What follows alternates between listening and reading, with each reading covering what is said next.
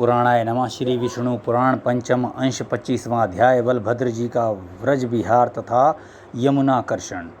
श्री पराशर जी बोले, अपने कार्यों से पृथ्वी को विचलित करने वाले, बड़े विकट कार्य करने वाले धरणीधर शेष जी के अवतार माया मानव स्वरूप महात्मा बलराम जी को गोपों के साथ वन में विचरते देख उनके उपभोग के लिए वरुण ने वारुणी मदिरा से कहा, हे मदिरे, जिन महाबलशाली अनंत देव को तुम सर्वदा प्रिय हो, हे शुभे, तुम उनके उपभोग और प्रसन्नता के लिए जाओ।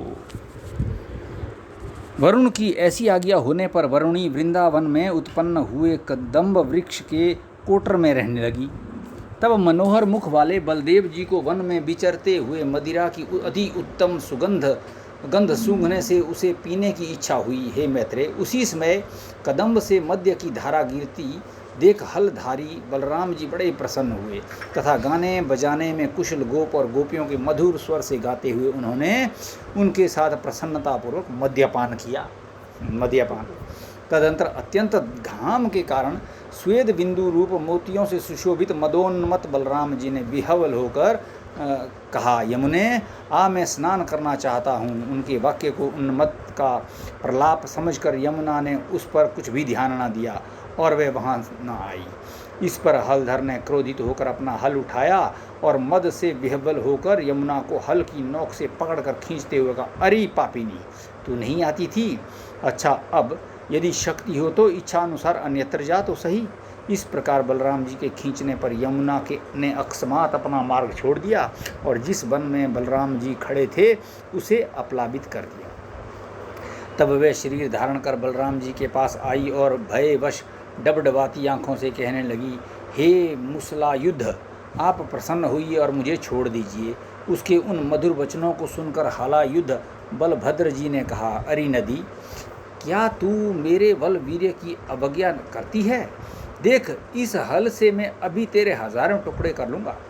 श्री पराशर जी बोले, बलराम जी द्वारा इस प्रकार कही जाने से भयभीत हुई यमुना के उस भूभाग में बहने लगने पर उन्होंने प्रसन्न होकर उसे छोड़ दिया। उस समय स्नान करने पर महात्मा बलराम जी की अत्यंत शोभा हुई।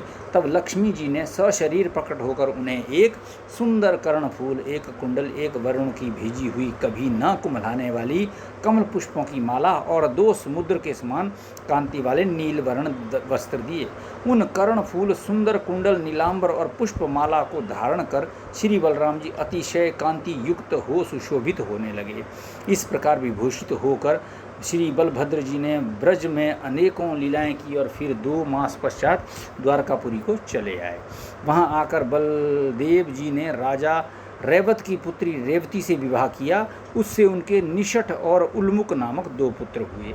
इति श्री विष्णु पुराणे पंचमे अंशे 25वां अध्यायः।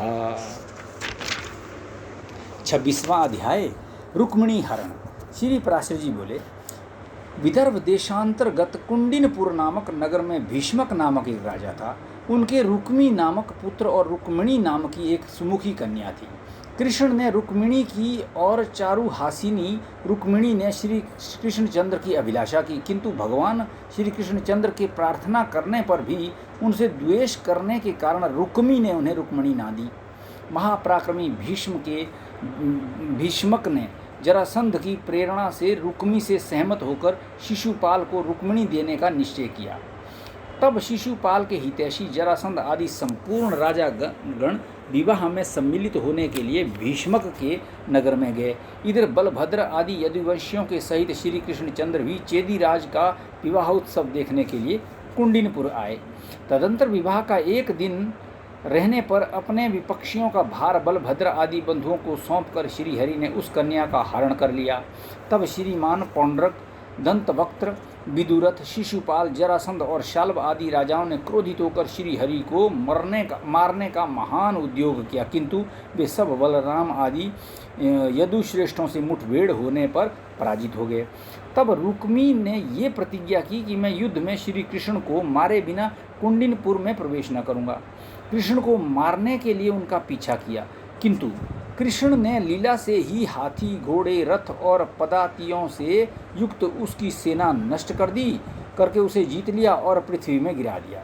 इस प्रकार रुक्मी को युद्ध में परास्त कर श्री मधुसूदन ने राक्षस विवाह से मिली हुई रुक्मिणी का सम्यक यानी वेदोक्त रीति से पाणी ग्रहण किया। उससे उनके कामदेव के अंश से उत्पन्न हुए वीर एवं प्रद्युम्न जी का जन्म हुआ, जिन्हें शंबरासुर हर ले गया था और फिर जिन्होंने कालक्रम से शंबरासुर का वध किया था। इति श्री विष्णु पुराणे पंचम अंशे षड्विंशो अध्यायः। ओम विष्णु पुराणाय